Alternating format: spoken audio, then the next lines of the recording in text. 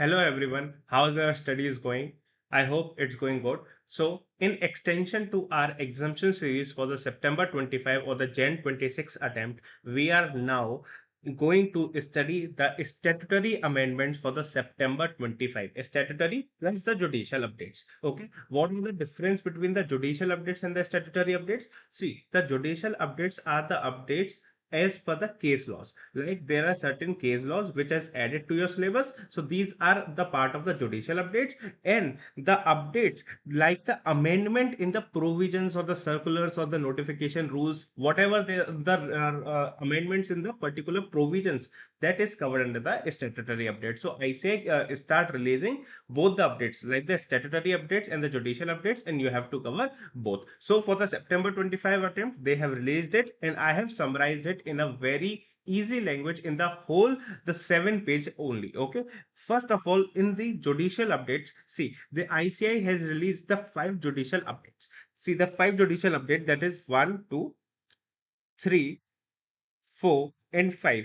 Out of these 5 updates, Bank of Rajasthan, PCIT versus Adityan Technologies, and Johnson Matthey Private Public Limited Company. These three case laws relates to May 25 attempt. So we are not going to cover this in this particular video. Okay, we are going to cover only the relevant judicial update which are specifically for the September exams, not for the May exams. The May exams have already been covered. Okay, so now we are only covering the judicial update for the principal for the September exam. These are only 2 updates. Okay, then afterward in this particular video only we are going to cover the statutory updates, as we have already simplified all these updates in this particular sheet, and this sheet is already uploaded to your drive. Okay, so you can download it from your drive and just take the printout, or anyone seeing this video on the YouTube, you can go to our Telegram channel. The link is given in the description box. From there you can find these particular notes. Okay, so we are now going to start with the judicial updates. Keep your pencil, pen, copy along with you. Writing down with me of these judicial updates will help you a lot to understand the concept. Okay.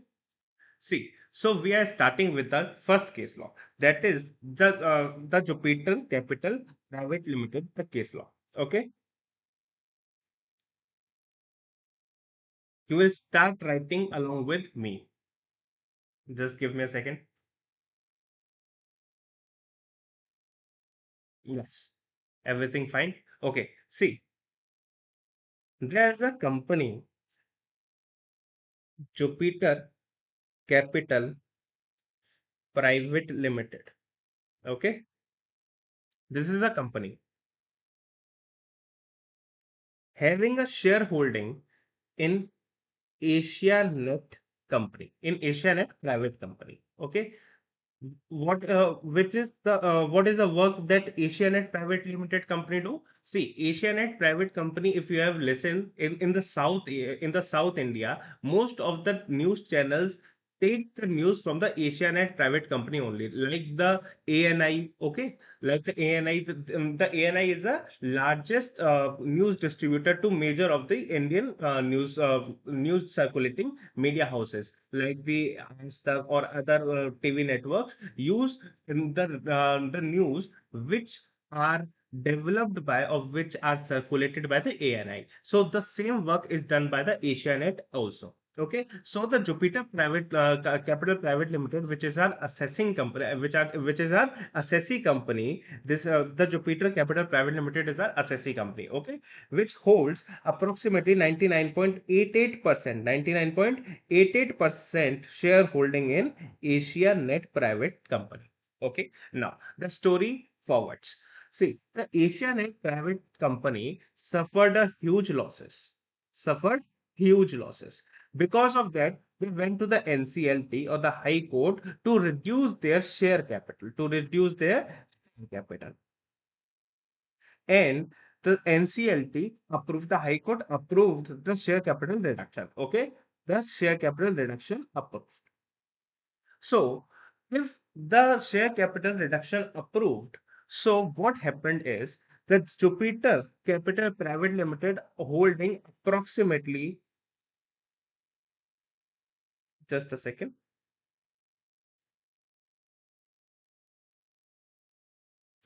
This is the total holding of the Jupiter Capital Private Limited in the Asianet Private Company. Okay, understood. So the face value was of 10 each. Now what they have said that the NCLT has said that you have to reduce your share capital to 10,000 shares only, to 10,000 shares only of 10 each, means the total share capital of 1 lakh. This is approved by the NCLT in case of whom? In case of Asianet Private Company. Understood this much? Okay, very good. Now, again, starting.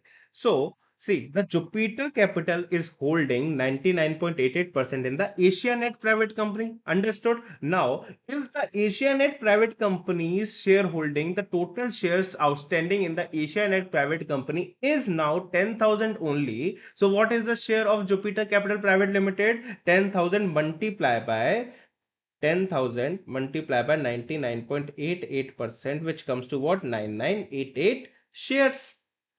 Okay, which comes to 9988 shares. So the company holding this much shares is now holding shares of 99880 multiplied by 10 is the total shareholding 99880. See, so this is the whole problem.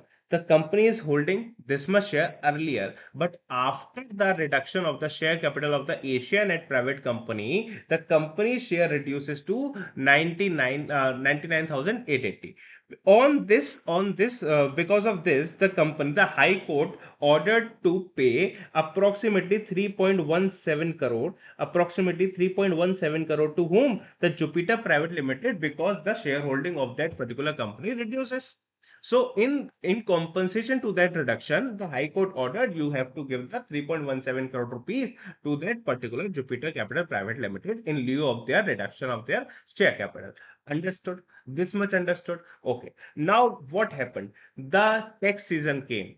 Okay. Now the Jupiter Capital Private Limited has to file their return of income. Now what they have claimed that our share capital was this much, we have received only this much, so the balance is what? Our capital loss, because we have extinguished our right in the particular Asianite private company.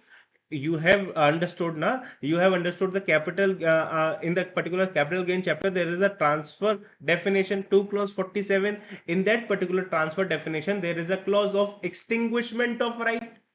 If this is a extinguishment of right, if it is a transfer, so the loss that I have bared in that particular transaction comes to be long term capital loss. Understood? So the balance approximately 12 crore rupees is claimed as what? Long term capital loss. By whom? By Jupiter Capital Private Limited. This is the whole case. This is the whole case. Understood? This is the whole case. Now, the problem is that AO is not satisfied. AO is not satisfied with this particular thing, and the AO has disallowed the particular long-term capital loss claimed by the Jupiter Capital Private Limited. Why? The AO has said that neither the percentage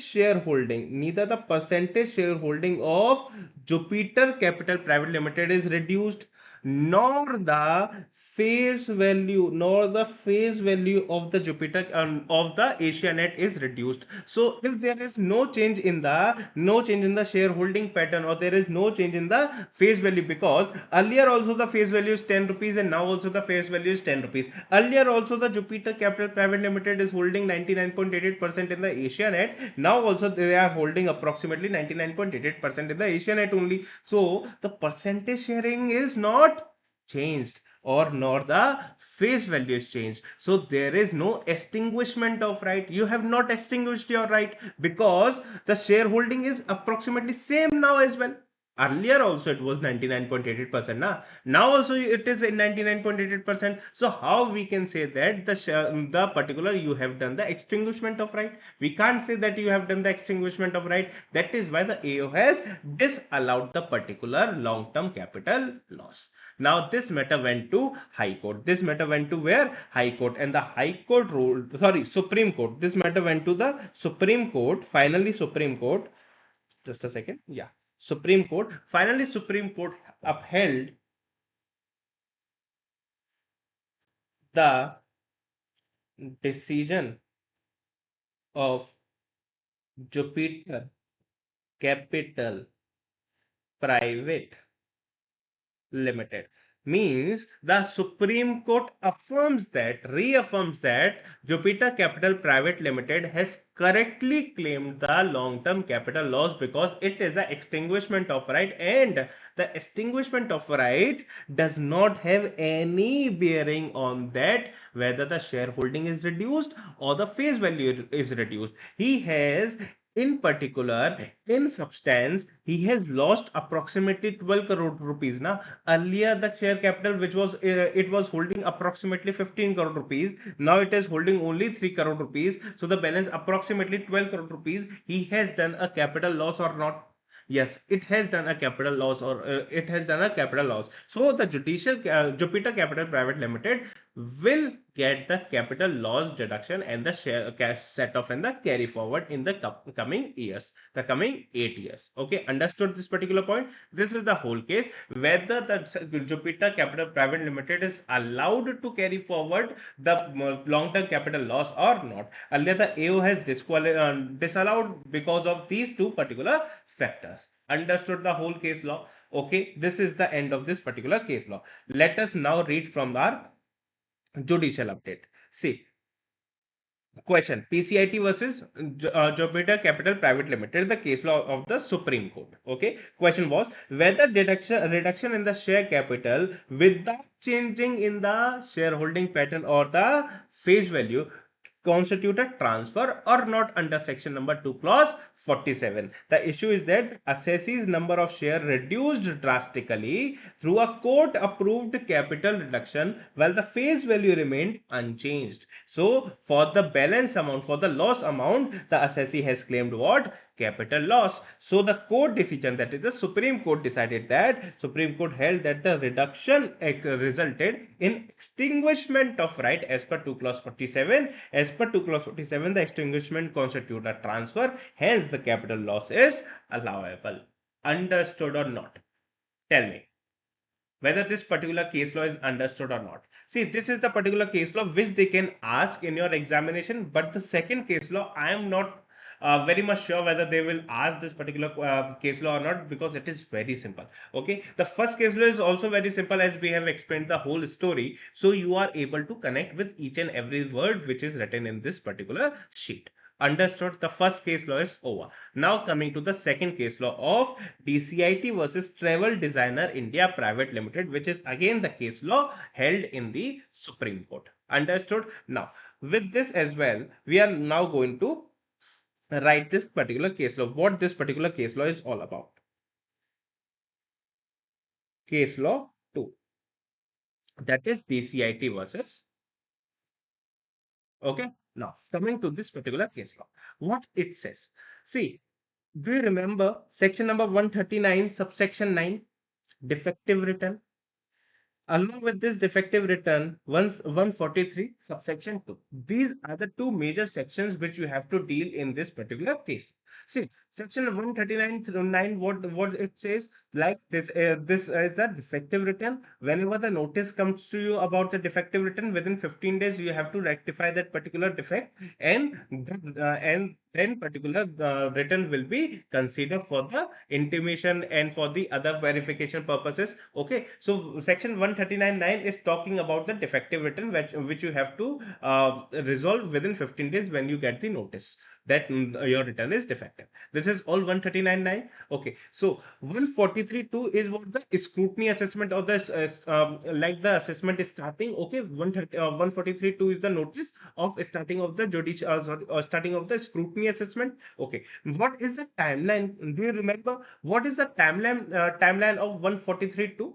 143.2, the timeline is 3 months from the end of the financial year in which the return is furnished, in which the return is furnished. Like, if we furnish, suppose if we furnish a return on 30th July 2025. Okay, understood. So the financial year ending for that particular written filing is what? 31st of March 2026. From here, 3 months, that is 30th of June 2026. This is the final date. This is the final date till where the notice under section 143(2) can come. Understood? It is very easy. Yes, it is very easy. Now, what has happened that, see, what has happened is, in this particular case law, what happened is, see, on approximately 29th of November 2023, 29th of November 2023, what they have said that they have said the defective return. They have, the department has said that the assessee has filed the defective return. So they have to rectify that particular defect. So whether they have rectified, yes, they have rectified it within 15 days only. The return is rectified. Very good. Till now, everything is clear. Like, the department sent the notice to the assessee on the 29th of November 2023 about the defect in that particular return that was filed by the assessee. Okay. Okay. Within 15 days from that notice, you have to rectify that particular return. The assessee has rectified it. Yes, the assessee has also rectified it. Okay. A defective return. Sorry. Let me reframe it. On 29th of November, the return was filed. The return was filed by the assessor. This is the date where the return is filed. 10th of June 2024, where the defective return notice was came. Defective return notice was came to the assessee. Now, within 15 days, they have to rectify it. The assessee has rectified it within 15 days. The assessee has rectified it within 15 days on, just a second, yes, rectified on 19th of June 2024 within the time limit. Okay, so let me reiterate myself. 29th of November 2023, the return was filed by the assessee. 10th of June, the notice came of the defective return, and within the 15 days of the time frame, on the 19th of June, the return was rectified. Now, what has happened that this is very important. On 10th of June 2025, the 10th of June 2025, what they had said that the AO has sent the notice of 143.2. Now the whole case law depends on that, whether this particular notice which is sent by the AO on 10th of June 2025, whether it is appropriate or time barred notice, whether it is a time barred notice or a perfect notice. This is the whole case law. Understood? Now, see, the whole case is depend upon a particular criteria. What is that particular criteria is? See, if we assume that the written rectified date, that is 19th of June 2024, is the actual written filing date now. If we assume that the 19th of June, on which date the particular return is rectified, the defect is rectified, this is the new return filing date. If we assume that, so with this, the end of the financial year in which the return is filed is what? Is what? 31st of March 2025, and within 3 months from the end of the financial year in which the return is filed, the AO can send the particular notice. Now the AO, this is the date is 30th of June 2025, and see, the notice is sent before this particular date. So that means the AO is right. The AO has sent it before the due date, before the due date of filing of before the due date, the AO has sent to AO need to send the particular notice. But no, the problem is that, see, the provision, what the provision of 139 139.3 said, the defect, if rectified within the time frame, if the defect is rectified within the particular time frame, then the return should be assumed that it is filed on the original date only.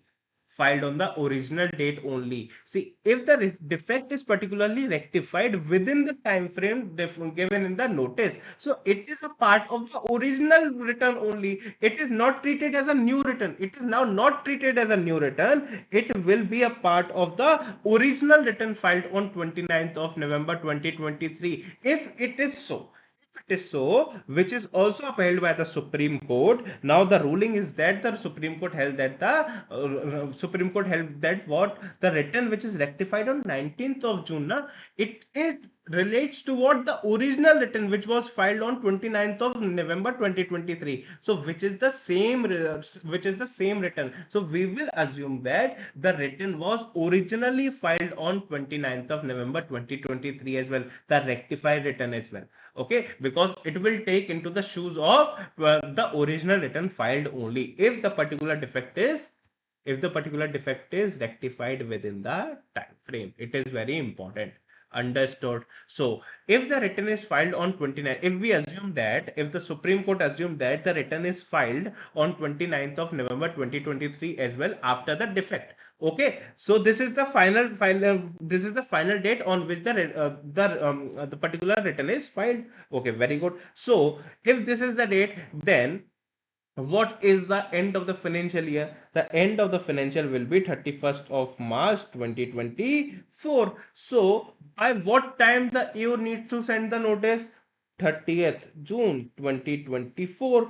But it has sent a later date, that is 10th of June 2025. That means the notice which is sent by the AO is a time barred notice. Means now there is no assessment can be proceeded against the assessee because the notice is only the time barred notice. Understood how complicated this was? If it is in the see, if it is in the practical life, this is complicated. But if it is in like you have to just read that particular case law, it is very easy case law. Okay, so for the practical life to fight on this particular thing, these particular things is very critical. Okay, but in this particular way that we have to understand or write in the exam is very easy. So what is the final crux? See, if the defective return is rectified within the particular time frame given in the notice, which is usually the 15 days from that particular notice. Okay, the 15 days, if you have rectified that defect within the 15 days, that means the rectified return which you have filed will take the truth of the original return, that is 29th of November 2023, which was filed originally. So the rectified return will also be considered as it was filed on 29th of November only. So from that only the proceedings will start. Understood? So it is a time barred notice. Understood? So just read it again what it says. See, question: what is the relevant date of computing limitation of notice under 143, that is date of original notice or date of defect rectification? Defect rectification, what does it mean? Whether we have to compute the time limit given under 143(2) from the date of original return or from the date of the return in which the defect was rectified. So the issue is that return was defective and the defect was cured later. AO issued notice beyond the limitation based on the defect removal date. The AO has taken the defect removal date as the original date from where he can send the particular notice of 143(2). Okay, so the Supreme Court held that what the return, once defect are removed, relates back to the original filing date. Okay, so the notice issued beyond 3 months from the end of the financial year of original filing is time barred. Now see, original filing, the due date by which the you should send the notice was 10th of from 30th of June 2024, but they had sent the notice on 10th of June 2025, that is on the next year. Okay, so it is a time barred notice. Understood? So the assessment proceedings were quest. Understood? These particular two case laws are relevant for your September 2025 attempt. Is this clear to you? Understood. So we are going to proceed with the statutory updates in the later part of this particular video. So this I am stopping this video because I have to segregate the two parts, the judicial updates and the statutory updates. But if you are watching this on the YouTube, the separate part of the statutory update will continue along with this particular video. Okay, all the best. Yes. So now coming to the statutory updates portion. See, it is very simple. There are no major statutory updates except one or two. Okay. Everything is like a very clerical manner of the statutory updates. Few can be asked in a MCQs, but the descriptive part is very less chances that any descriptive part of the question will be asked from these statutory updates, except the one that is the from the chapter number 19, I guess. Okay, that is very important. Otherwise everything is of just you have to read it and recall it. Nothing much or very specific to be remembered based on the descriptive questions. Okay, now coming to the chapter number 10, first amendment came to the chapter number 10, which is relating to the business trust, InvIT, and the securitization trust. See, if you have remembered that, see, few of the incomes are taxable in the hands of the business trust or the InvIT or the securitization trust, and few of the incomes are taxable in the hand of that particular unit holders. Okay, so see, the whatever the nature of the income which is in the hands of the investment trust or the business trust will be the same nature in the hands of the unit holders as well. The income which is in the hands of the suppose let me give you an example. The business trust has earned income from house property, suppose income from capital gain or PGBP. I'm just assuming a simple example. Okay, so these are the incomes, okay, which the business has earned. Now it has distributed the same incomes to what unit holder, the IFHP, the CG, the PGBP. All incomes are distributed to the unit holders as well. So if you have remembered, in what ratio the distribution will be made, the same ratio, the nature and the ratio will remain the same, which is in the hands of the business trust. So the unit holder, in the hands of the unit holders, the nature and percentage, the nature and share of the particular income will also be the same as in the hands of a business trust. Suppose in the hands of business trust, the total out of the total income, the share of HP is 20%, capital gain is suppose 50%, okay, the PGBP is suppose 30%. So the same share, that is 20% will be IFHP, 50% will be capital gain in the hands of unit holders, and 30% will be in the hands of PGBP. The same nature and share will be transferred to the unit holder. This is all that we have already known. Okay, so just what they have said, that this particular thing is the particular timeline is given. See, the business trust or InvIT or the securitization trust has to provide the breakup regarding the nature and proportion of their income and other details to the unit holder, so that based on that particular things, the unit holder can file their particular return of income. Okay, based on that particular incomes only. So up to now, what they have said, that up to 30th of June of the financial year following the previous year. Okay, following the previous year, like for the your previous year is what, 24-25. So okay, after the previous year 24-25, that is the 30th June of 2025, the following previous year. Okay, so they have to file the return of income. They have to give the particulars of that particular income regarding the breakup of nature and proportion to the unit holders. See, this is to be given 30th June to 30th June of the financial year is the date to the unit holders.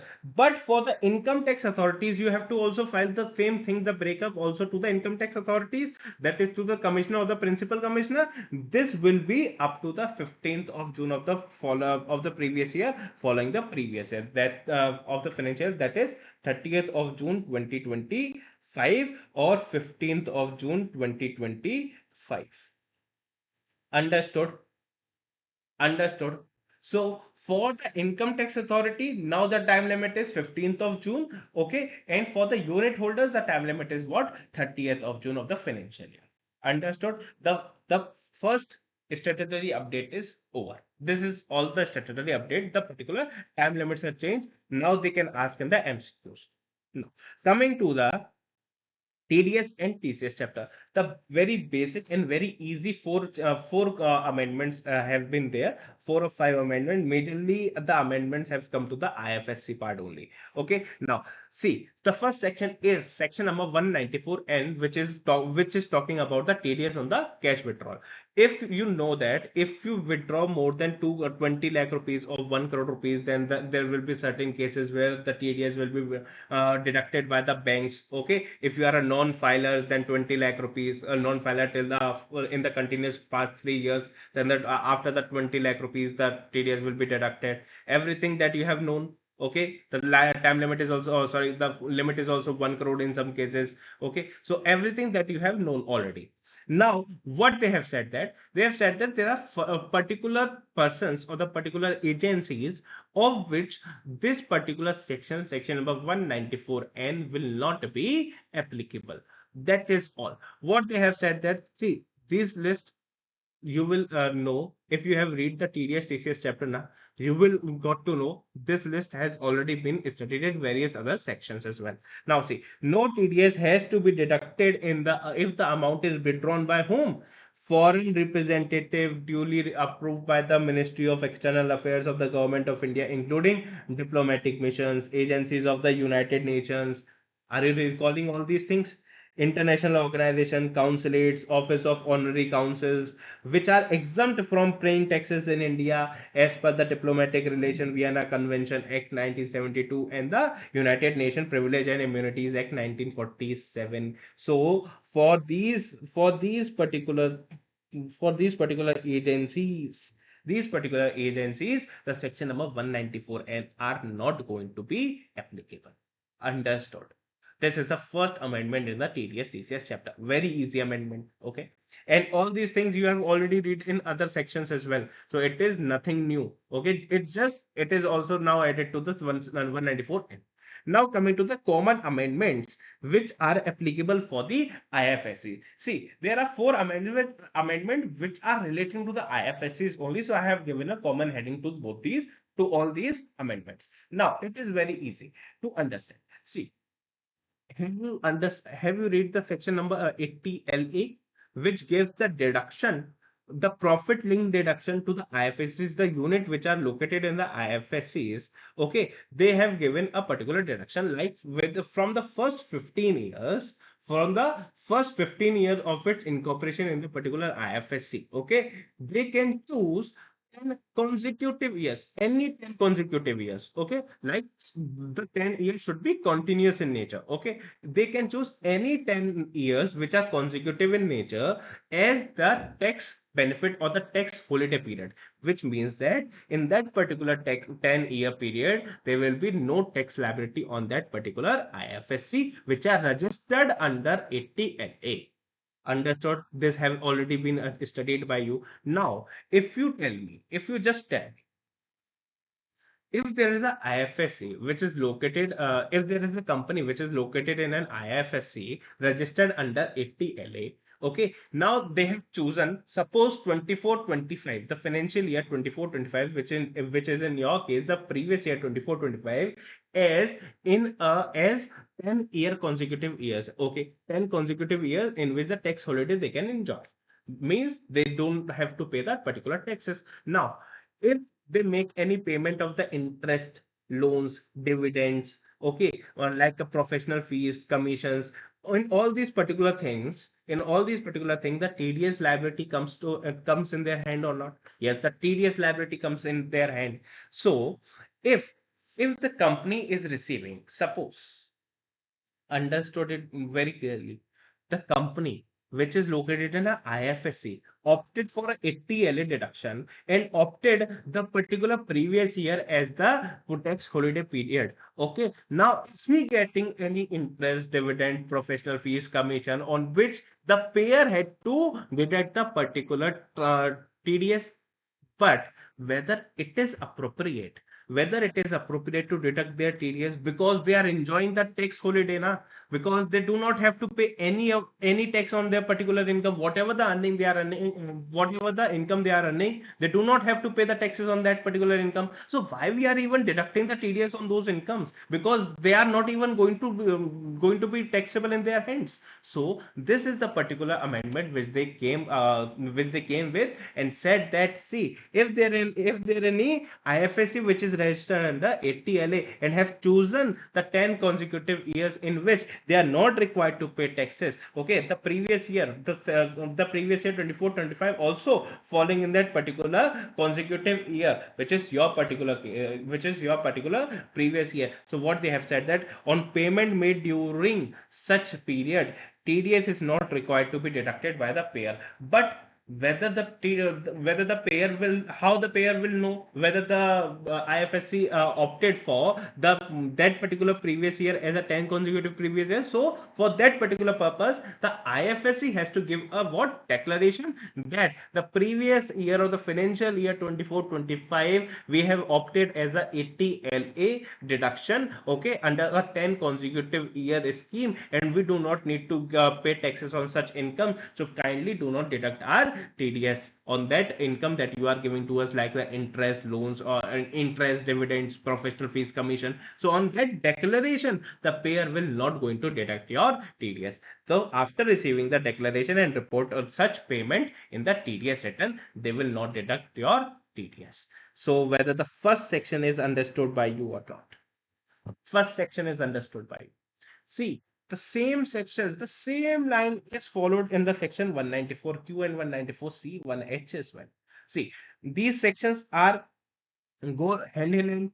If there is a seller, okay, selling a goods of 50 lakh or more, then in that particular case, what 206C1H, the TCS comes into play. If there is a buyer, if there is a unit in IFSC is the seller, okay, and other person is a buyer, and if the unit is in the IFSC selling that particular goods worth rupees 50 lakhs or more, okay, but the buyer have to deduct the TDS na under section 194Q, but the IFSC if is claiming the deduction under 80LA. So whether the buyer should deduct that particular deduction or sorry TDS or not on that 194Q.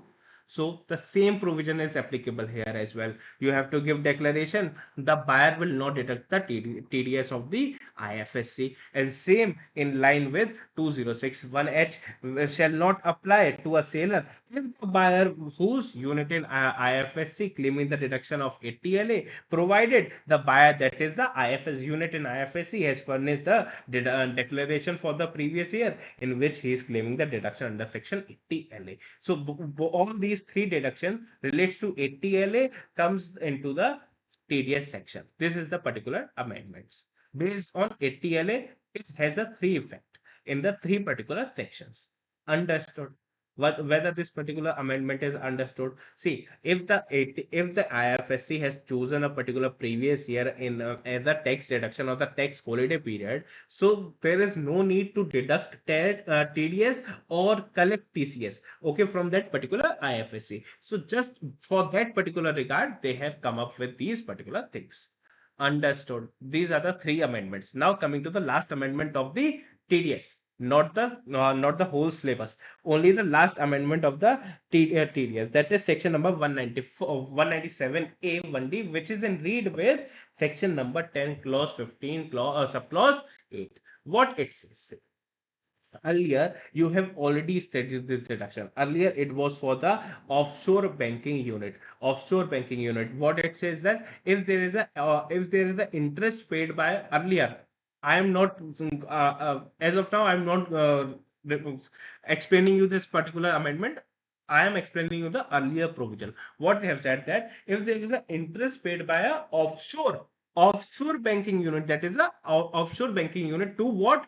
To non-resident or persons who are not ordinary resident in India, means the RNOR or the NR. If the offshore banking unit is paying interest to whom? NR or the RNOR. Okay, on some, maybe the deposits they have made, on the borrowings they have taken. Okay, on all these things, the exemption is given to them. The TDS is not going to be deducted, and whatever the interest they are earning is also exempt in their hands. Okay, this was earlier amendment. This was the earlier provision for the offshore banking unit, for the offshore banking unit. Now the same thing. Now the same thing is also applicable to whom? The IFSC banking units as well. Now, if there is an interest which is paid by the IFSC banking unit to whom? The non-resident and the person who are not ordinary resident, means RNOR. Okay, on deposit or borrowings after the 1/4/2005. Now it is exempt from TDS under section 197 1D. Further, such interest is also exempt in the from income tax in the hands of recipient under section 1015 7 sorry 8. So earlier this was the provision which was applicable for offshore banking unit. Now the same provision is applicable to the IFSC banking unit also. So all the four provisions of all four amendments which have came in the TDS chapter is applicable to the IFSC only. Okay, so these are the common amendment for the IFSC, and these are very easy amendments. Nothing new. The three amendments based on the ATLA, and the other one is for the offshore banking unit, now applicable for the provisions of offshore banking unit is now applicable to the IFSC banking units as well. Understood or not? Okay, understood. Now moving ahead with the non-resident taxation, then transfer pricing. These are the very easy amendments. Then we are coming to the most important amendment, that is the chapter number 19, provision to counteract ethical tax practices. This is the particular amendment which I see, which I find very important for your exam particular purpose. Okay, the MCQs they can ask from this, they can ask even a practical question from this particular amendment as well. So this is the long amendment which we will see 2.5 pages. Then all other things are the very basic. The non-resident taxation and the or transfer pricing amendments are very basic. Let us first cover all these things. Yes. So the next amendment is relating to the non-resident taxation. See, you have already studied the presumptive taxation of the cruise ship in relation to the NR. If there is a company, NR company, which is in the business of cruise ship, so there is a section which is incorporated by the Finance Act 2024. Bill number 2, okay, whether they can opt for the presumptive taxation, and they can give the tax of 20% of their gross receipt, but subject to certain conditions. The particular provisions I said that they can claim the 20% of the gross receipt subject to such conditions. Now these conditions are now prescribed under rule number 6G. This is a particular provision that you have already studied, like if there is a non-resident company engaged in the business of cruise ship. Okay, so by giving 20% of the gross receipt, notwithstanding anything contained in the other provisions of this act, okay, they can give the 20% as their as they can declare their income, which is 20% of the gross receipt, but subject to what? Some conditions. Now the conditions is prescribed under rule number 6G. Now to avail such benefits, what they have to do? They have to fulfill all such particular conditions. They have to fulfill all such particular conditions. The four conditions which are mentioned, they have to fulfill all these particular provisions. There is not or written here. There are and, means all you need to fulfill. All you need to fulfill. Okay, understood. Move on. What they have said that, see, your ship must be a passenger ship. There must be a passenger ship having a capacity of 200 or more than 200 passenger. More than 200 passenger means, suppose if you are a non-resident cruise ship company having a passenger ship, but the capacity is 200 passengers, whether those particular ships are fulfilling the conditions of rule 6G. No, they are not fulfilling the rule 6G condition, because what they have said that more than 200 means minimum quantity should be 201 passenger. Okay, which is more than 200 passenger. If you cannot count based on the number of passengers, the capacity based on the number of passengers. So you can count based on the length of that particular ship. The length of that particular cruise ship should be 75 meters or more. Means 75 meters can also work. Yes, to claim this particular section, 75 meters is also acceptable. But for leisure and recreational purposes, your ship must be for the leisure and recreational purposes, having a dining and a cabin facilities for the passenger. Means you can do party along with your family and you can go, okay, for some party sites. So this is the first conditions. Like the cruise ship must be a passenger ship having the capacity of more than 200 passenger, or if you cannot measure it in the number of capacity in the number of passengers, then it must be of length more 75 meters or more. Okay, the first condition is fulfilled. Now, second condition is very important. Second condition, what it says that the ship, it is a scheduled voyage, means the ship is going from one place. Okay, then now suppose it is leaving from India, it will go to Singapore and some other places of Europe. Okay, then if from the Canada, then it will return back from Europe, from the Gulf countries, and then return back to India. Suppose this is the scheduled voyage of that particular company, of that particular ship. So what they have said that, see, there must be a 2 points connecting in India. There must be a 2 points in the particular scheduled voyage. In the particular scheduled voyage, there must be 2 points in India. What does it mean? See, if the company is leaving, if the ship is leaving from Goa, suppose the ship is leaving from Goa. Let me write. Then going to the European countries, okay, like Germany, Spain, French, okay, France, everywhere else. Then going from then Canada. Then suppose the last stop is what? Egypt. The last stop is what? Egypt. Now, in this particular voyage, the India covering India is only 1 point. That is Goa, from where the ship has left. So this is the 1 point where the ship connects India. So whether these kind of ships are eligible for the particular deduction? No. For the particular, sorry, presumptive taxation? No. Because what they have said that operate such ships on scheduled voyage or shore excursion touching at least two seaports of India or same seaports of India twice. Either you can touch the two seaports or you can touch the one single seaport twice of India. Means, see, in this particular case, the seaport of Goa is touched, but only once, which is wrong. Suppose in this particular thing, the scheduled voyage is not stopped in Egypt. It is coming back to Mumbai. It is coming back to Mumbai. If this is the particular route, if now this is the particular route of that particular cruise ship, now they are hitting India two times from Goa, starting from Goa and ending to Mumbai. If it is the scheduled voyage, then it is okay because they hit India twice. But this is the first case that at least two seaports touched. Okay, now the second example. Now suppose the last stop is not Mumbai. The last stop again is what? Goa. If the last stop is again is Goa, means what does it means? The Goa is touched twice and the Goa is touched again. Means it is also covered in the particular exam, in the particular list as, or the same seaports of India twice, means Goa is touched twice. Okay, understood the second condition. See, second condition is important. So what you have to keep remembering is that the India must be hit twice. The touching of India must be hit twice. Okay, there will be a two component. There must be a two places of India in that particular voyage. Understood. This is important.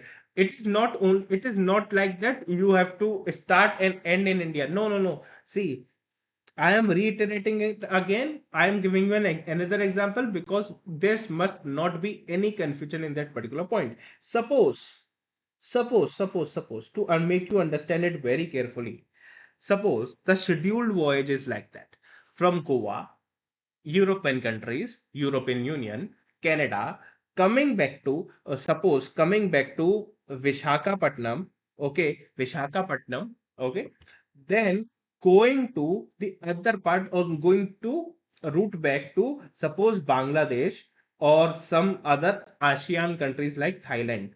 Okay, this is a particular route of that particular voyage or the cruise ship. So whether this ship is also allowed? Yes, because it has touched India twice. Goa, Vishakhapatnam is also in India, and then going to other route. But what the route must be, whatever the route must be, the 2 points should be in India.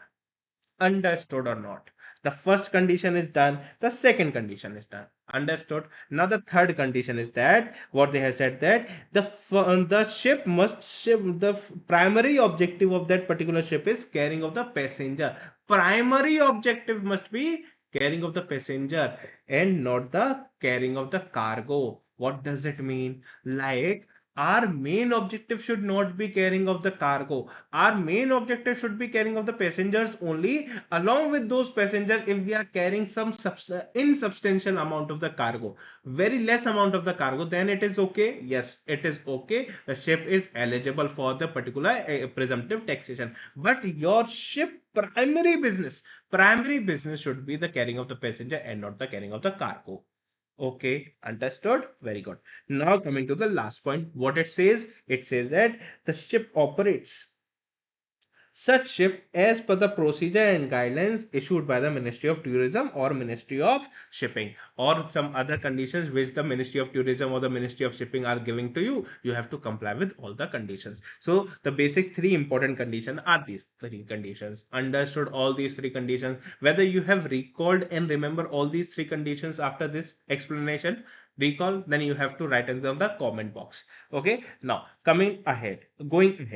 See, there is another amendment in section number 285 of the NR taxation. What does it mean? See, it means that if the NR is having a licensing office, the license office in India, so the license office can only be set up after the approval of the RBI. This is the particular provision that you have already studied. But what they have said, that the particular liaison office has to prepare and deliver a statement of its activity within the prescribed time. This is the particular provision which is said in the 285. Now they have come up with a rule and prescribed this time limit. Earlier also it was prescribed, which is 60 days. Within 60 days from the end of the financial year, they have to prepare and deliver a statement of its activity to the RBI. Okay, not to the RBI, to the jurisdictional AO. To the jurisdictional AO. What they have said, that, let me repeat for you. See, if there is a NR having a licensing office in India, so the licensing office can only be set up after the approval of the RBI. Okay, once the licensing office is set up, okay, so after that, what is important? After the licensing office is set up, after the approval of the RBI, the licensing office have to submit the statement of its activity to their jurisdictional AO. Earlier, the time limit for that submission is within 60 days from the end of the financial year. Now it is increased to within 8 months from the end of the financial year. Within 8 months from the end of the financial year. This is the particular time limit which is changed in form number 49C, that you have to furnish those details. Now, see, there is a change in the particular notes. In the notes, there is the rule 11DA is written, but it is 114DA. So just make this particular amendment, that it is not rule 11DA, it is rule 114DA. Okay, this is the particular amendment. You have to do the correction you have to do in this sheet. Moving ahead, the NR taxation amendments are also over. See, this is the small amendment that is covered for the NR taxation. Now, coming to the transfer pricing, it is also very easy. It is also very easy. See, when we study the transfer pricing, we have also studied the safe harbor rules.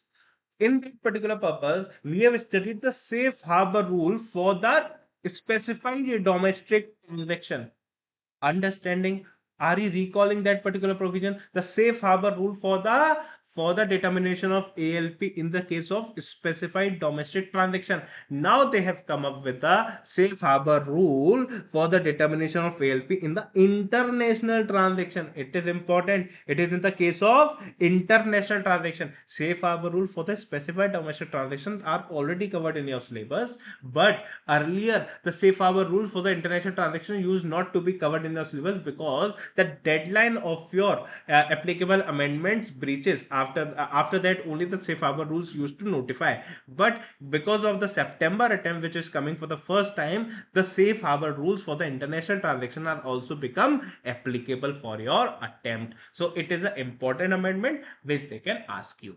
Now for which companies? Now what is the safe harbor rules? First let me explain you in a brief what are the safe harbor rules. See, in the whole transfer pricing chapter, what we need to do, what we all have to do, that we have to calculate a transfer price on which the transaction is happened by the cup method, RPM method, or any other method. Okay, what we used to do, we used to do the particular transaction in the ALP, at the ALP. If the particular transaction is not at the ALP, then there is a primary adjustment of the secondary adjustment provisions given in the particular transfer pricing provisions. Now what the safe harbor rule says, that safe harbor, as the name suggests itself, it is a safe harbor, means the department is saying that we will notify particular kind of companies or the businesses. Okay, if those company or the businesses are dealing in that particular business that we have notified, so they they declare such particular income as their transaction price or the transfer price as the ALP. So we will deem it as ALP. What it does mean, it is just like what? Presumptive taxation. Is it just like for presumptive taxation? What the presumptive taxation used to do, like you have done a particular business, we will assume 6%, 8%, 20% as your income. Based on that, you have to give the tax. Same way, safe harbor rules do the same thing. What they said, that we will notify the particular companies, we will notify the particular business if you are dealing in that particular business. So this is a particular amount. If you are showing the profit in this particular amount, you are showing the transaction in this particular range that we are going to give you, we will assume that it is in the arm's length price, and no further notice of, no further scrutiny, no further litigation will happen against your company. Understood? This is what the safe harbor rule. So for the international transactions, the safe harbor rules comes into play. What they have said, that if you are a foreign company, they have not said a non-resident, they have not said non-resident, they have said the foreign company who are engaged in what? Diamond mining. Unke, they have an option for the safe harbor rules. So means a foreign company engaged in the diamond mining business will have an option for safe harbor rules. So I have to ignore all other companies, I have to ignore all other businesses. The only business I need to focus is on foreign company engaged in the diamond business. Only for those companies the safe harbor rules are going to be applicable. Understood? So diamond mining, we have already studied under the non-resident chapter, like there is a provision of business connection, section number 91. Okay, the business connection 911. Yeah, the explanation one of 911, there is a fifth point which says that uncut or raw diamond display will not form part of what? Business connection. If it is not a part of a business connection, means it is not even taxable in India. If it is not even taxable in India, so why we are studying in the safe harbor rules? If it is not taxable, then what is the need of safe harbor rules? The safe harbor is only applicable when the income is taxable. If the income is not taxable, then what is the basis of safe harbor rules? So it is very important to understand the eligible business. The business connection definition excludes uncut or raw diamond display business. Display business. The main business should be display of the uncut or the raw diamond businesses. Okay. But for the safe harbor rules, the business is what? Selling raw diamonds. selling raw diamonds. They are not displaying the raw diamonds. They are not displaying the raw diamonds. They are selling the raw diamonds. So selling the raw diamonds are not covered under the explanation one. Now that is why it is taxable, and that is why based on that we have given a safe harbor rules to them as well. Understood the particular thing? This is the interlinking that you have to do, because ICAI can play on this particular thing. ICI can play on this particular thing. So you must be very much clear about these two distinctions.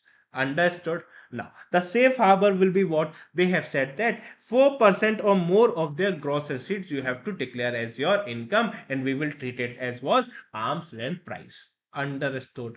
So, whatever the your gross receipt will be, you have to declare 4% or more as their income. Okay, we will treat it as arm's length price, and no litigation will initiate against you. Very good. It is very easy. Now, what is the procedure? For that, you have to produce what? A form, which is a form 3CEFC. 3CEFC. CEFC. CEFC.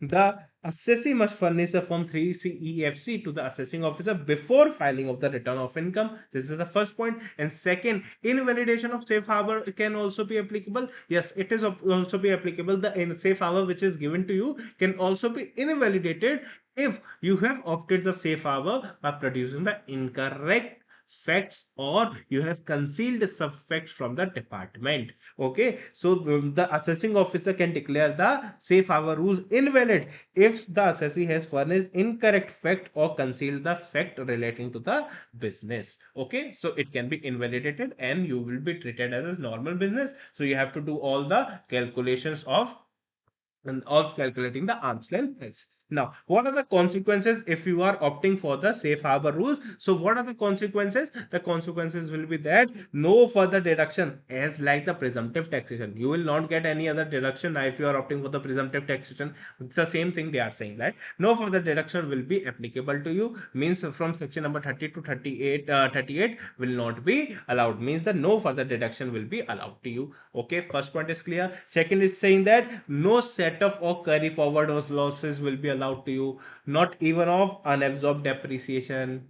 Okay, now third point is what? Assessee is not entitled to invoke for the MAP. That is a mutual agreement procedure with the other countries now. So they are also not entitled for the MAP.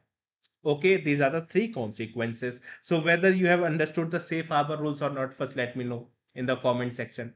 Understood? Whether you have understood this particular interlinking. Okay, everything is clear. Now coming to the section number 94B, the thin capitalization. What this particular provision says, that if you have understood the particular provision, what they have said, that if there is a finance company which is located in the IFSC, so they are excluded from the applicability of the thin capitalization provision. What they have said, that what the particular thin capitalization provision is saying, that if the interest is above than 30%, then it will be disqualified, it will be disallowed to you. So by that particular thin capitalization purpose, after all these things, all we need to study in the particular detail in the provision, now it is not required here.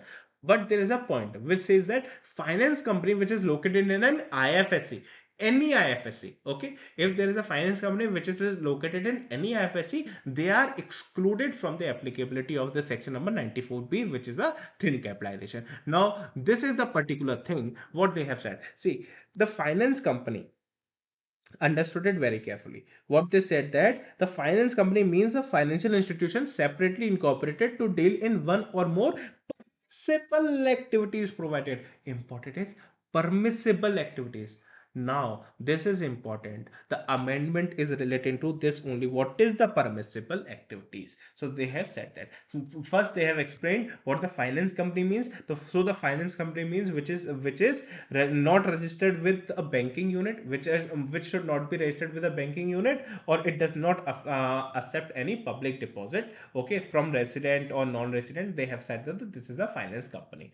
Okay, that is okay. But what are the permissible activities? That is important. So you just need to read it once. What are the permissible activities? They are saying that lending in the form of loans, commitment, guarantees, credit enhancement, securitization of financial lease, okay, factoring or forfeiting of receivables, or functions of global or regional corporate treasury centers, such as borrowings, lendings, hedgings of currency, all these things just you need to read, nothing important or nothing you need to remember. Okay, just read it once. And what they have said that whatever the interest they are paid must be in the foreign currency only, then only these particular things will apply to them. This particular exception in the thin capitalization will apply to them if the interest is paid in the foreign currency. Is this clear? The thin capitalization provisions is also clear to you. Whether it is clear or not, let me know. After that, the last amendment for the September 25 attempt, which is the chapter number 19, the provision to counteract the unethical tax practices. It is very important. Now I need your full attention while understanding this particular amendment. Okay, so just take a break of 1 or 2 minutes, then come back and resume this particular video so that you will be able to focus more. Okay, just coming back after 1 or 2 minutes.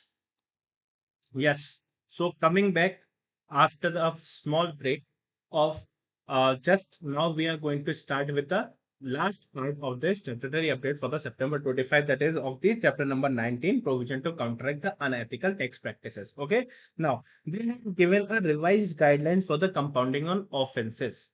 First of all, this is the revised guideline. Sir, what is the original guidelines? So the original guidelines was not in your syllabus. Now that directly they have given you the revised guidelines in your syllabus. Okay, this is first of all. Now, what are the compounding of offenses means? See, there are certain provisions in the income tax act for which the jail is decided. Okay, if you have done this particular thing, then along with the penalty, fine, the prosecution is also given.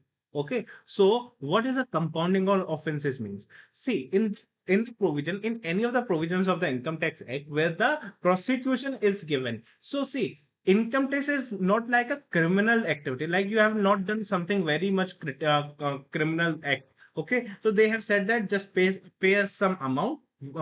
We will calculate it what amount you have to pay, the pay such amount, and we will not send you to the jail, we will not send you to the jail. So compounding on offenses, compounding of offenses means is that pay us such amount that we will prescribe you, then based on that amount, if you have paid to us, we will not send to you in the jail. This is the particular thing. See, sir, whether the compounding of offenses is applicable to all the provisions of the income tax act where the jail is prescribed. Yes, all the offenses under the income tax act of 1961 are compoundable. Every offense is now compoundable. So see, the mechanism allowing defaulters to pay a sum to avoid prosecution applicable before or after proceedings, whether the proceeding is applicable started on you, or the proceedings are not started on you as of now. All the things is applicable here. Okay, all offenses under the income tax act 1961 are compoundable. First of all, first thing is clear to you. Yes. Now, from where it is effective, from when it is effective, it is effective from 17th of October 2024. This date is important, you have to remember. Along with a date 23rd of July 2024, you have to remember this particular date as well. 23rd of July, the Finance Act came.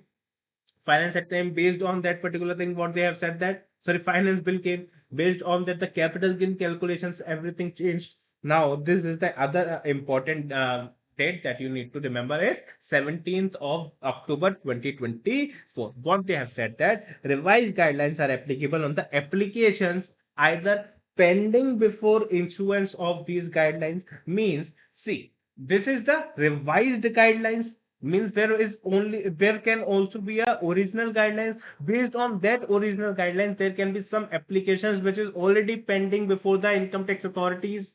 Yes, before this application of the revised guidelines. Yes, so all the revised guidelines, all the provisions of this application, this revised guidelines is also applicable to the old applications which were filed under the original guidelines of the compounding of offenses. Okay, now everything from 17th of October 2024, any compounding will be done, or all compounding will be done based on the revised guidelines only. Now the original guidelines are scrapped only. Okay, they are scrapped, and all the proceedings will be done in the revised guidelines only after the 17th of October 2024. 2024. Understood? Okay. The applicants whose application was pending on 17th of October 2024 are not required to file a fresh application or pay any fresh application fee. See, if the application is already pending before 17th of October, so they have said that we will consider it as filed under the revised guidelines, and you need not to pay any other such amount for that. We will consider it filed under the revised guidelines, and we will proceed as per the revised guidelines only. Understood? This is the first point which is clear to effective fraud. Now, what offenses can be compounded? So all the offenses of the Income Tax Act can be compounded. Yes. So what they have said that application has been convicted. Sorry, applicant has been convicted with imprisonment of 2 years or more for any offenses under Income Tax Act 1961, or an offense under any other law which is relate to offense under Income Tax Act 1961, or an offense of money Black Money Act or Benami Property Transaction Act, or from where all in the provisions compounding will be applicable. So what they have said that as per the Income Tax Act, if the person is convicted for the imprisonment of 2 years or more, then the compounding of offenses is applicable to them. Or if they have done any offense under the Income Tax Act, any offense means what they have said, if any offense which is done, see, in the first part they have said the imprisonment of 2 or more years is covered, but what about the other offenses? They have covered in the later part. If there is any offense which is related to the Income Tax Act, covered under here. Okay, so what they have said that any offense, see, this line is very important. All offenses under Income Tax Act are now compoundable. Every offense is now compoundable. Okay, whether you have convicted for 2 years or more or not, every offense which is there in the Income Tax Act is compoundable. Understood? Yes, very good. Now, just a second. Yeah. If the application was rejected earlier, can they reapply? Uh, like in the original guidelines, the application was rejected. Now the revised guidelines came from 17th of October 2024. Can the assessee think that in the earlier guidelines my application was rejected? Let us make a try and apply in the new guidelines as well. Whether might be the new guidelines may accept our application. So whether they can apply again. Yes, they can reapply. They can reapply. Yes, in the case of rejection, but it is very important. What they have said that the rejection must be based on the solely on account of conviction without examination of merits. Means the department has not considered the merit, and they just based on the particular or very negligible things like a curable defect, like the interest has not been paid, so they have the fees might not be the appropriate. So based on that particular thing only they have rejected, so you can apply. But if they have rejected based on the merit, that in that particular case you have done a disaster, so we have to give you a J. Okay, you have done a very if you can say very heavy offense, so you have to you based on that we have to give you the jail. So based on the merits, if the income tax department has rejected your application, then it is rejected. If it is based on the curable defects, okay, then in that particular case you can reapply for your application, and the income tax department will consider it as well as per the earlier guidelines, and such applicant can reapply in terms of the revised guidelines. Okay, it is important. Okay, now whom to make compounding application, where you have to file your compounding application? So you have to file to your jurisdictional PCCIT, means a principal chief commissioner of income tax, chief commissioner of income tax, principal director general of income tax, or director general of income tax, any time after the offense is committed. Any time after the offense is committed means it is not important that you will first wait whether the department will start the prosecution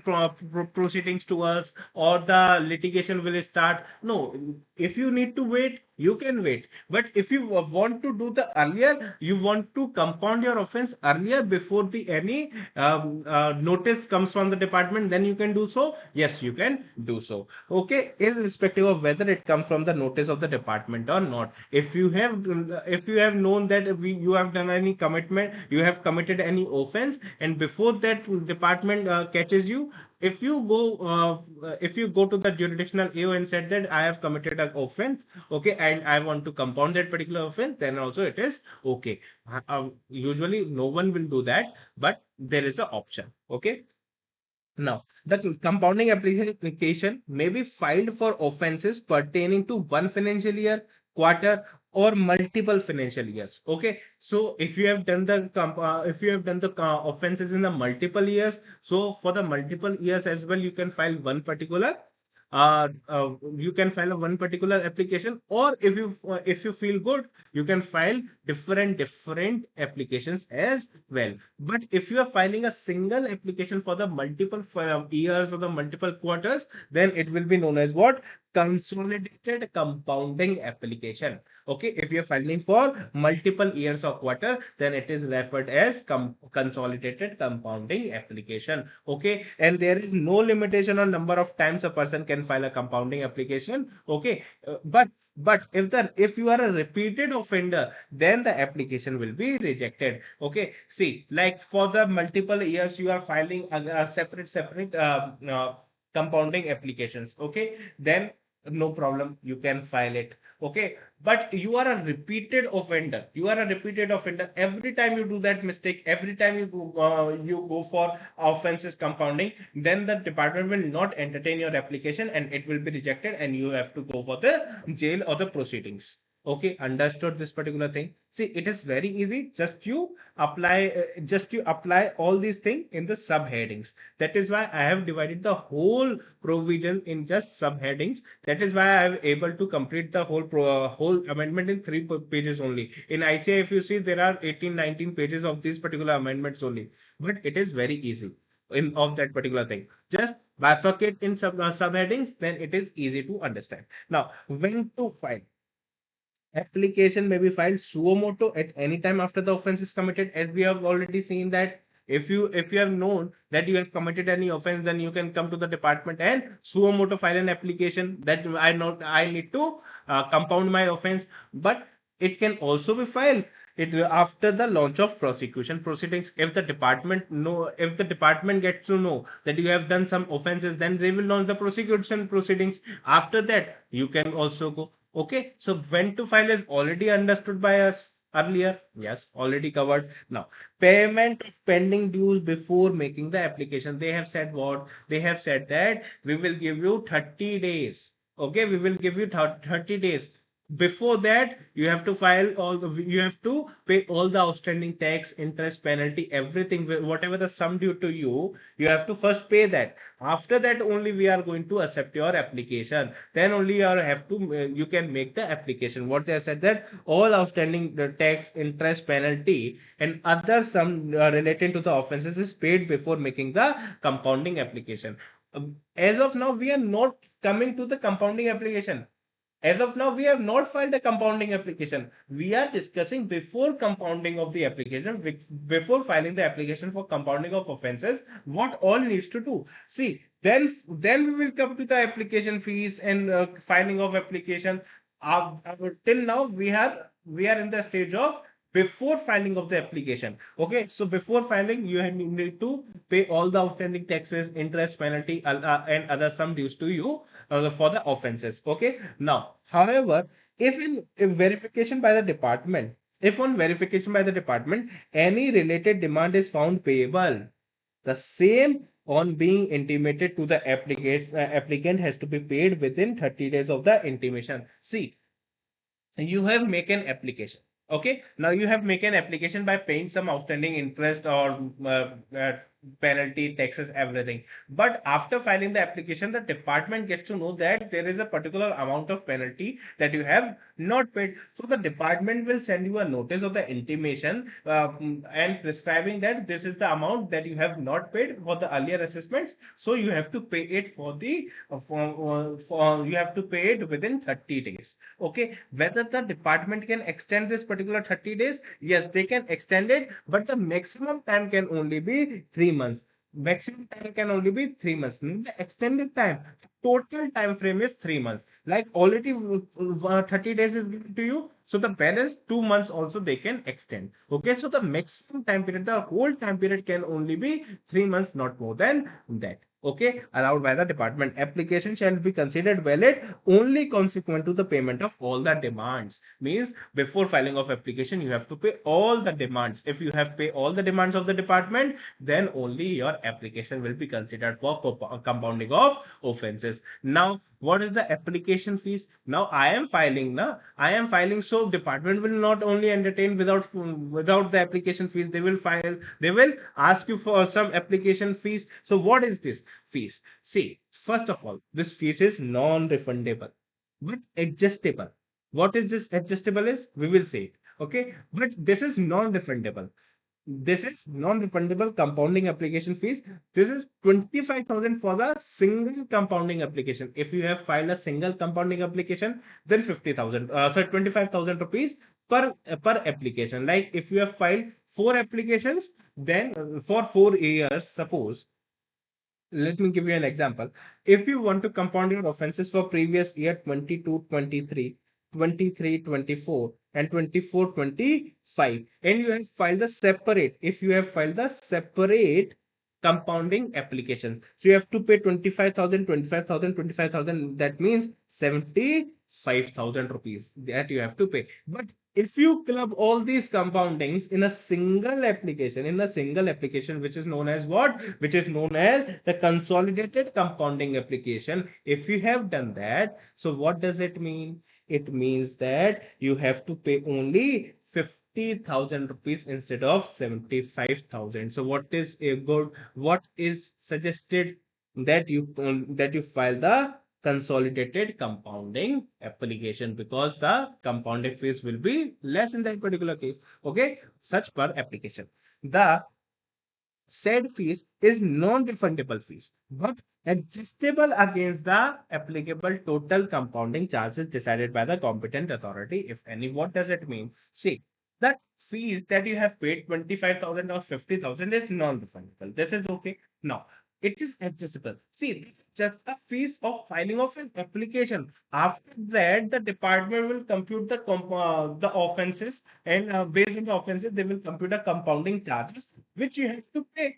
Based on that only, they will not prosecute you. Okay, so based on that particular charges, whatever the department will give you the charges, it will be adjusted against those charges. Okay, suppose the department has said that, okay, after seeing your offenses, we are saying that pay us 20 lakh rupees. We just pay us 20 lakh rupees, and we will not initiate the proceedings of prosecution against you. Okay, but I have already paid 50,000 rupees as an application money now. So they will say that reduce this 50,000 rupees, now pay us 19.5 lakh rupees, and we will not proceed with the prosecution. Okay, this is what? Non-refundable but adjustable. Okay, so this is adjustable, not refundable. Understood this particular point as well. Application fees. Now, coming of the withdrawal of appeal. Suppose for that particular purpose, you have already gone to an appeal for that particular year or for that particular offense, but now you have seen that the appeal procedure is very much hectic, and the CA is also asking hefty of the amount. So I know that I am going to lose the particular case, and the prosecution will going to the department is going to initiate the prosecution proceedings against me. So I am suo moto going to the make an application to the department that I have committed an offense. I know that, just compound my offense. So department will say that, okay, if you want to go with the compounding of offenses, whether you have filed any appeal against us, or there is any appeal going on for that particular compound of offense? Yes, for that particular offense, is there any appeal is going on?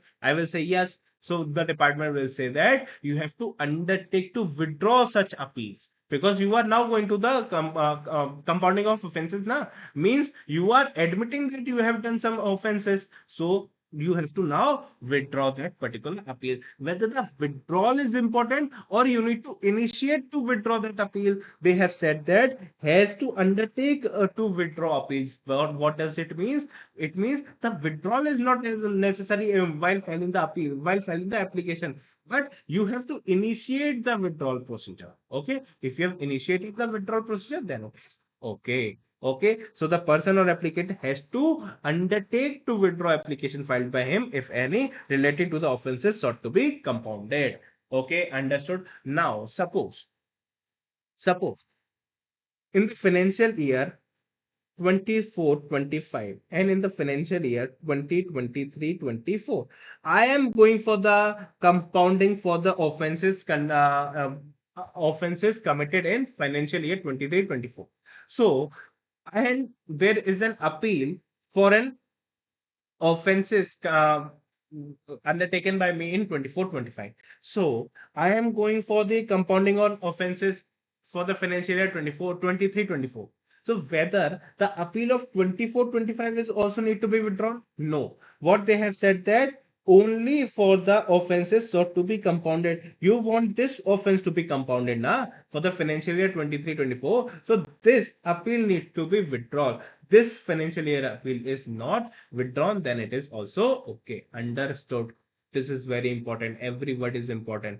Like the ICA can play in any word. If you see the withdrawal of appeal, then you will file. Yes, for the financial year 24-25 as well, the withdrawal of appeal must be done. No, it is important. For what offenses you are going to the for the compounding of those offenses, for that particular offenses only, the application of appeal needs to be withdrawn. Okay, done. Yes. Now, can a defective application be revived? If there is an application that you have filed, it is found as defective. Whether it can be revived? Yes, you can revive. Same like you will just you will cure that particular defect and the application will be accepted, provided that the defect are cured within a period of 1 month from the date of intimation of that effect. See, as in the 139.9 of the judicial update, what we have said that 15 days, within 15 days that you have to rectify your return. Now they have said that in the defective application, in the compounding of offenses, they have said that within 1 month from the date of intimation, you have to cure your particular defect. Then the application will be okay. Then the application will be okay. Understood? Now, everything is done. Now, the we have paid all the amounts, we have paid the application amount, we have paid all the charges. Okay, we have also withdrawn the application appeal that we have filed. Now the department has accepted or not accepted the provision of the compounding. Now we are going to see that on receiving the application, like the assessee has done it part. Now the application went to the department. Now the department has received the application. The competent authority must seek a report from the assessing officer or additional director or deputy director. What about the what the report? See, there is a the where we are making an application. We are making an application to these big people, principal CCIT, CCIT, DGIT, principal DGIT. We are making an application to these big people. Okay, but these people do not know about me, na? So they will ask my report from my jurisdictional AO or additional director or a deputy director to give a report about this particular person. What are the offenses they have committed? What is the particular charge that you have put on that particular assessee? So everything they will ask from the on AO or the additional director or the deputy director. Now, after seeing all the facts that has been submitted by the AO, the competent authority or those the principal director or the director general will see whether I have to accept the particular application or I have to reject the particular application.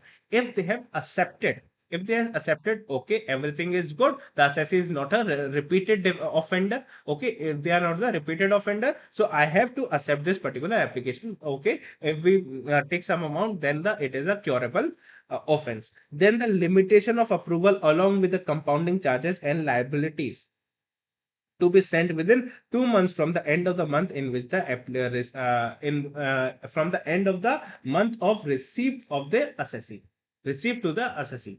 What it says that they said that the date. See, if you have accepted the application, so whatever the charges you are requiring to compound that particular offenses or the liabilities the particular assessee has to pay, you have to send all the details within 2 months from the end of the month of receipt of the application. Whether I have received the application, okay, from the end of that particular month, there will be 2 months from where I have to send the intimation along with the compounding charges to the assessee. But if the application is rejected, I am the repeated offender and the department is not entertaining me. Okay, so the rejection order with reasons why the application is not accepted, with reasons they have to pass preferably within 2 months from the end of the month of receipt of the application. Everything is same.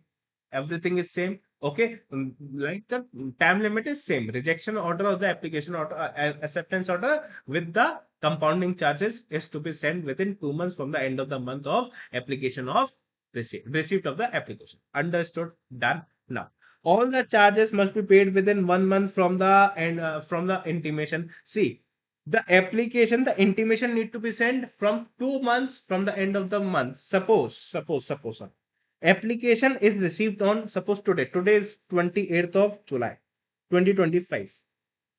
I am recording the video on 28th of July 2025 today. Okay, this is the application received.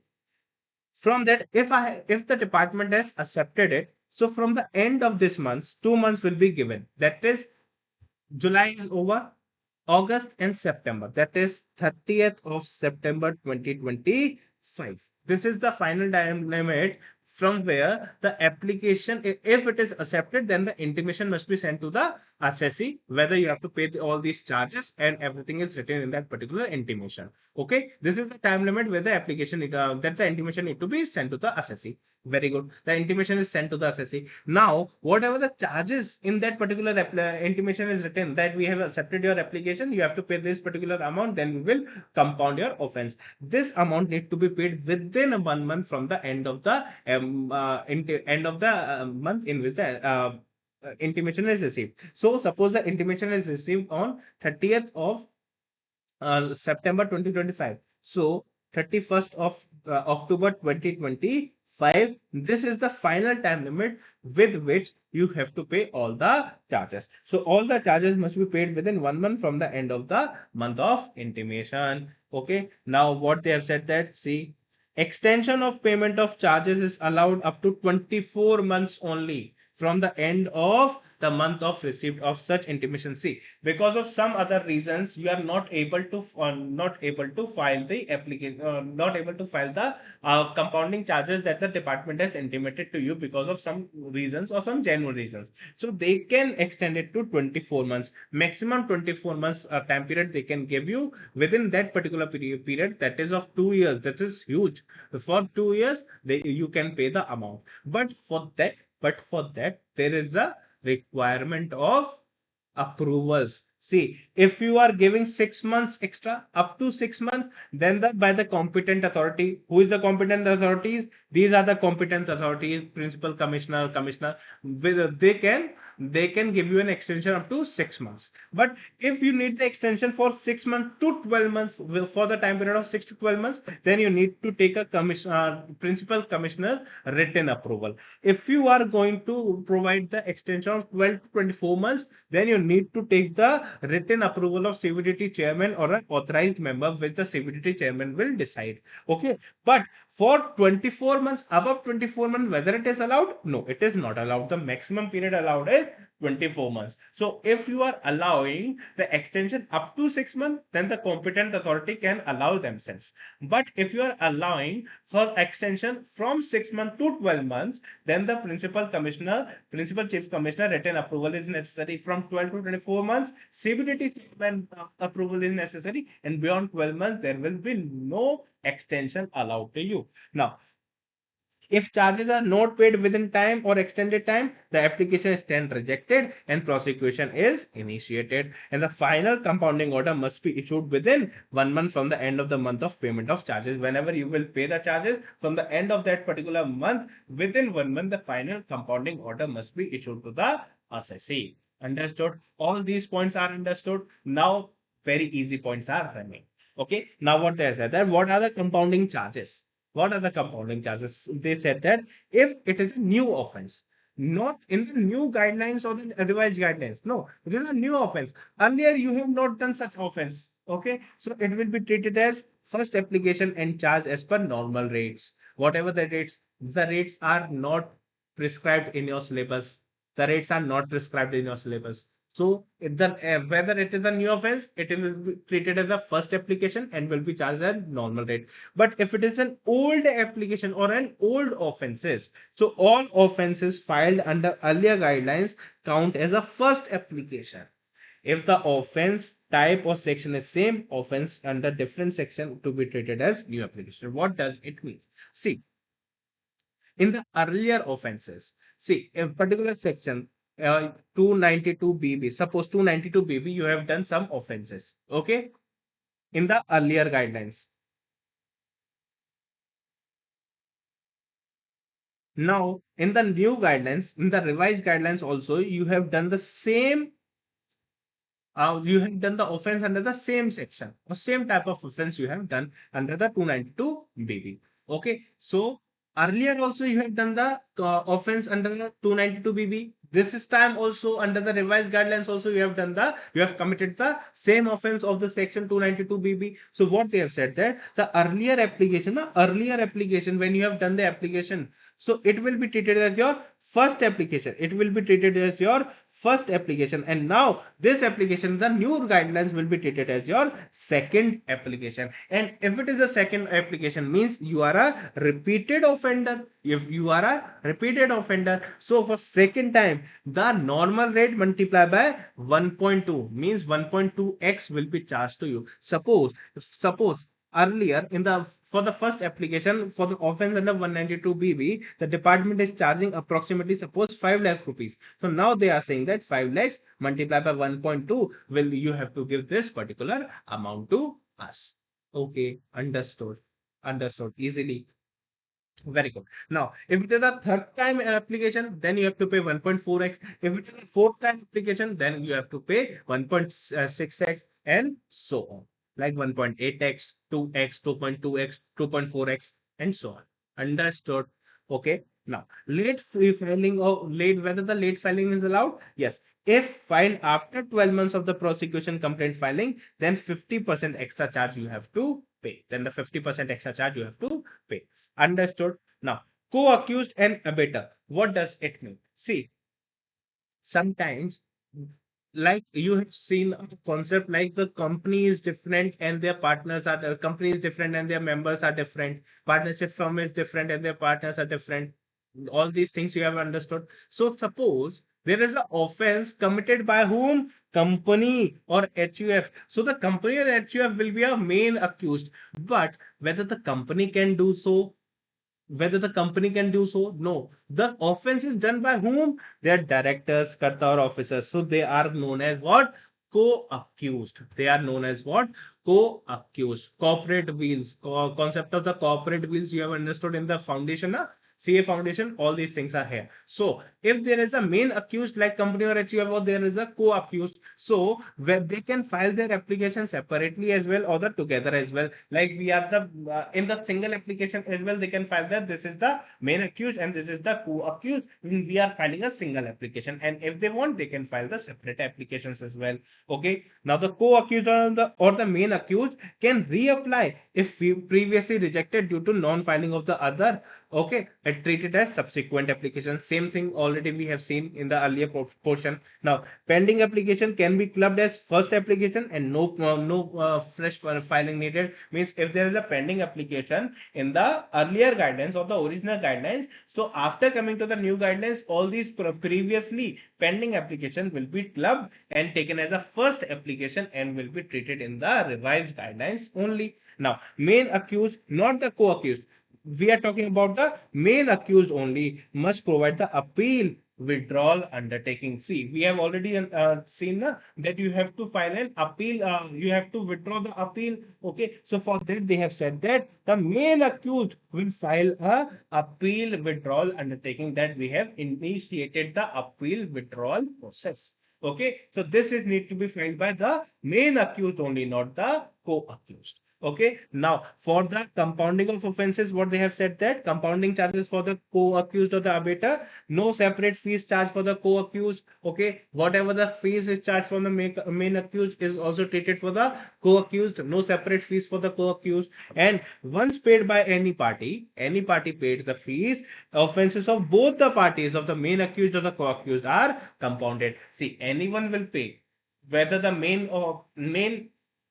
party pay, main accused pay, or the co-accused pay, anyone pay. We will say that the compounding is done for both main accused and the co-accused, and this is how your whole statutory update and the judicial update is over. How do you find this particular session? Please do mention in the comment section. Or if you have any doubt in relating to the directives or other things, you can also contact me on this particular number. Only WhatsApp. Only WhatsApp. Call is not allowed. Only WhatsApp. If there is a need to discuss something on call, then we will plan a call. But this is a WhatsApp number only. Please call on this. Please do not call on this number. Please WhatsApp only.